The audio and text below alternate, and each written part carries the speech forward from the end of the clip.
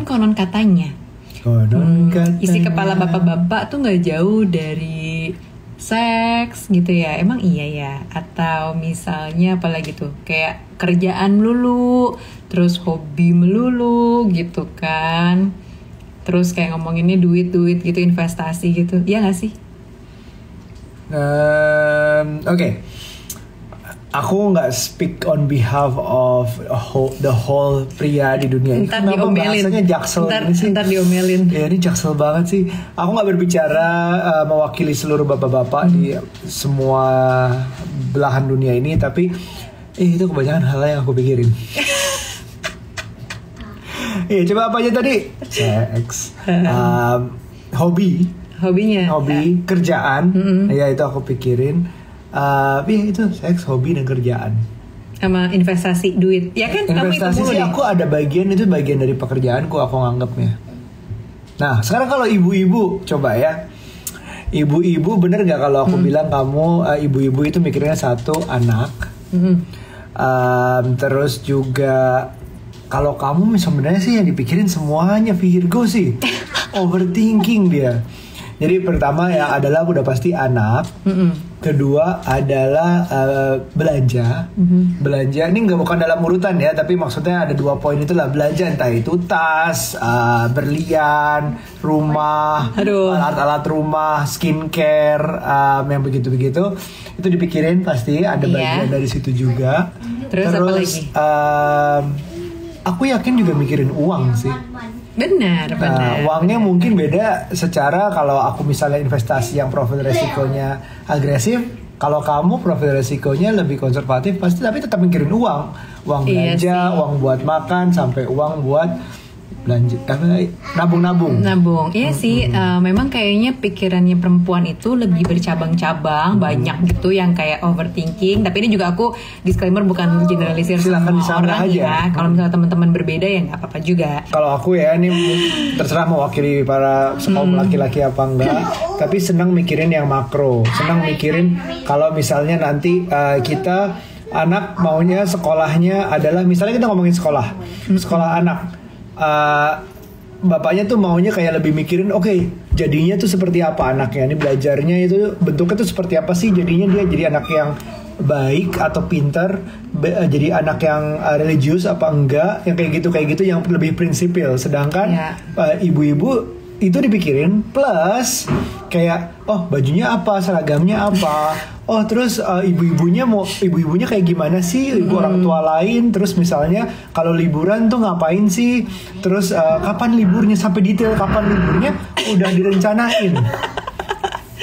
Asli. Iya sih, memang kayak gitu ibu-ibu. Tapi so far sih aku dan Aryo memang kalau dalam pemilihan sekolah aku lebih mikro sih gitu, kayak ngurusin sekolahnya di mana, anak-anaknya seperti apa, orang tua atau lingkungannya kayak apa, gurunya gimana, sampai kayak karakter orang tuanya tuh kayak apa. Kita tuh bisa match nggak sih dengan komunitas ini gitu. Karena kayaknya nggak semua sekolah kita bisa match lah gitu. Which is itu justru menurutku jadi strength sih. Strength up ibunya yang mikirin detail, bapaknya tuh mikirin garis besarnya, misalnya makro dan mikro jadi strength. Jadi anaknya lebih jelas maunya kemana. Kadang-kadang ada hal yang banyak banget yang aku lupain sebagai bapak, dan sebaliknya ibu juga gitu juga gak sih? Jangan-jangan enggak lagi, gue salah lagi. Gitu juga gak kamu? Iya. Tapi gini, kalau di perempuan biasanya lebih pakai emosi ya. Emosi itu bukan yang marah-marah mulu, enggak. Maksudnya tuh ngerasain feel-nya gimana sih, vibe-nya gimana ya di sekolah ini, anakku bakal happy nggak ya? Yang dipikirin, yang dirasain tuh hal-hal yang sifatnya emosional gitu. Makanya mungkin ya, tapi ini beda lagi ya, kadang-kadang ada yang karakternya lebih pakai logika daripada emosi gitu kan. Kalau Aryo lebih pakai logika ya Bab ya. Sebenarnya emang nggak boleh gitu sih Bu. Kalau misalnya ngerasa ada yang perlu omongin, karena kalau enggak nanti malah jadi kayak snowball gitu. Agak beda sih, menggumpal makin besar, nanti malah jadi meledak. Nah kalau kita tuh maksudnya bukan kayak males ribut terus jadinya snowball gitu. Aku enggak sih, bukan kayak gitu. Karena selalu ada kesempatan untuk aku akan bilang gitu.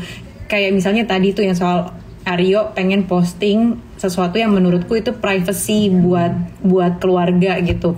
Makanya aku ingetin, nggak usah lah. Emang untungnya apa kamu posting kayak gitu? Ya nggak ada. Ya aku gini. Kayaknya nggak usah yang itu gitu. Jadi apa ya? Dia pun mungkin kesel sama aku. Cuman aku kasih penjelasan juga. Aku nggak mau kalau itu tuh di share karena gini. Jadi kayak ketemu di tengah-tengah gitu. Dia tetap akan posting tapi nggak semuanya gitu misalnya. Yang menurut aku itu sensitif banget. Jadi ada halnya bukan berarti nggak cari ribut, diemin, tenang, lepasin aja, itu bukan berarti kita seperti memendam. Agak beda sebenarnya. Begitu Nucha menjelaskan alasannya, oh yaudah dia bener, oke. Dia bener, tapi gue nggak perlu nunjukin bahwa oh sorry ya, wow kamu bener sekali, aku minta maaf ya, aku buruk sekali, kamu indah. Nggak perlu meninggi-ninggikan Nucha, tapi juga nggak perlu egonya ditinggiin gue sendiri bahwa gue bener. Jadi saat itu udah drop the subject, dalam diri gue udah tahu dia bener. Nggak ada gunanya diramaikan karena dia udah bener. Tapi nggak ada gunanya untuk kayak menjatuhkan, memperpanjang segala macam, karena udah tahu logikanya dia yang benar, udah selesai gitu.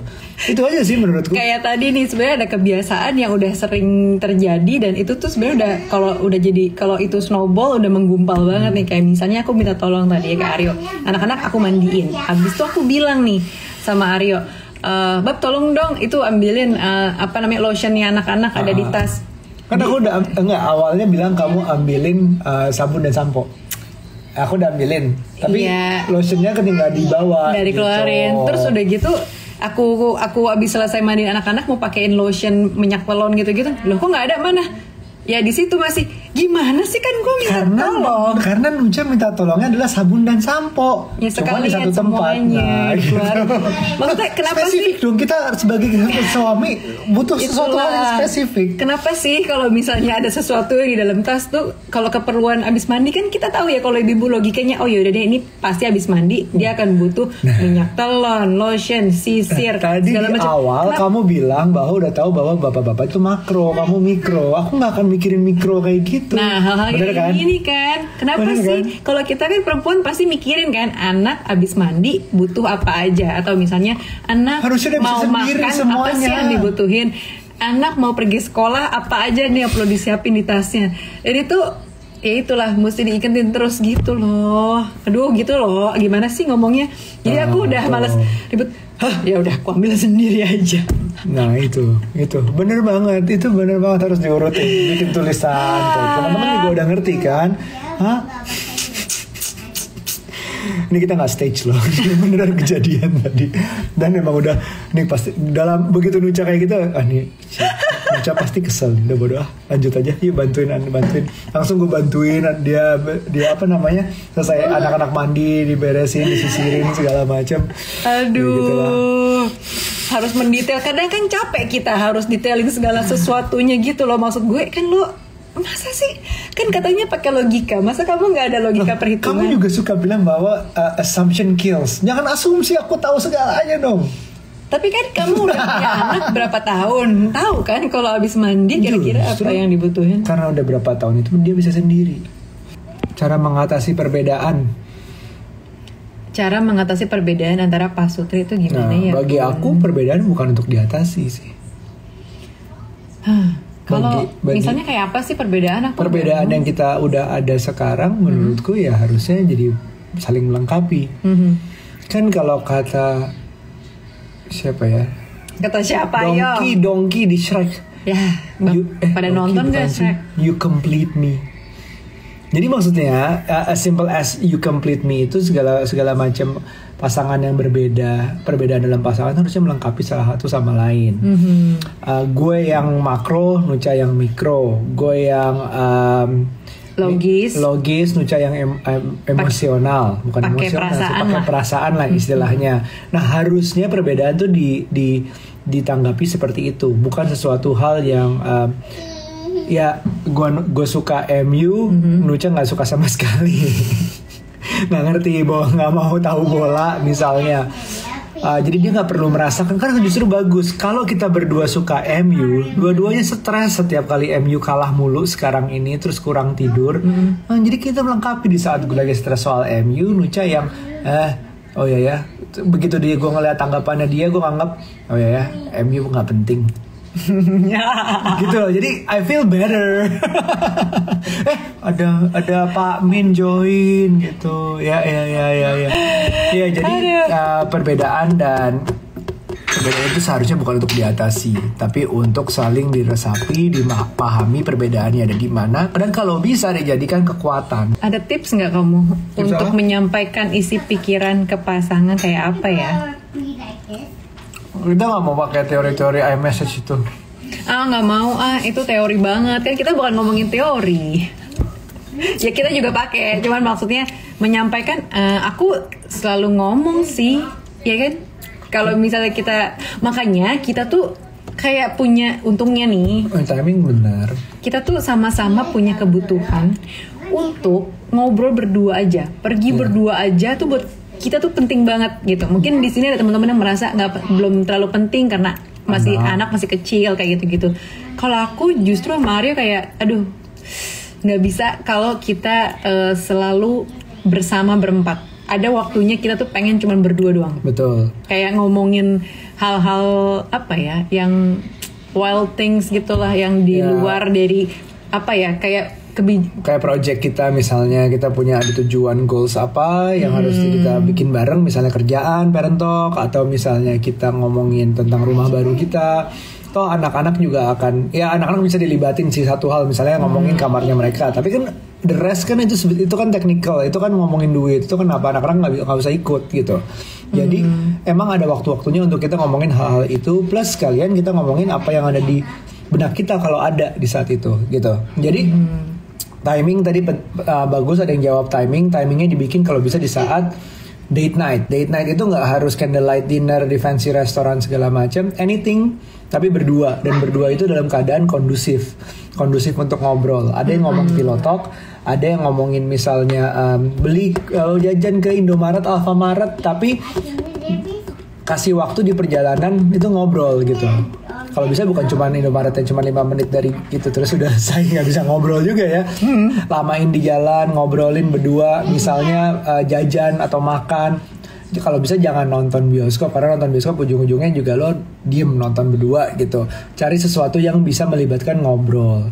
Nah itu pokoknya berdua itu adalah di saat kita harus nuangin segala macam pikiran yang kalau ada yang ganjel, jangan di depan anak-anak, jangan di depan teman, orang tua. Dan kita kadang-kadang juga dalam keadaan in between dalam artian misalnya anak-anak udah mandi terus lagi makan, terus kita punya waktu untuk berdua doang ngobrol gitu. Nah di situ tuh biasanya kita ya udah, tapi emang sih kadang-kadang suka jadinya sepotong-potong terus kayak terbatas gitu, atau kita sering banget lagi ngomong serius terus anak-anak tuh nyelak. Harus keluar Bu, kalau kita tuh harus keluar. Iya, nggak bisa sih. Di rumah tuh temanya udah keluarga. Kayak kerja gitu, pasti kan juga ada tujuan ya, kerja keras sebagai kuda gitu. Misalnya memang kondisinya harus WFO atau di luar kota gitu, pasti sebenarnya tuh ada tujuannya buat kita nih istri atau buat anak-anaknya juga kan. Bener, gitu. Tapi memang ya kalau memang ada sesuatu harus diomongin sih, misalnya ngerasa nggak nyaman deh gue gitu atau apa gitu. Oh, satu hal lagi yang kalau ini semua nggak bisa diobrolin berdua,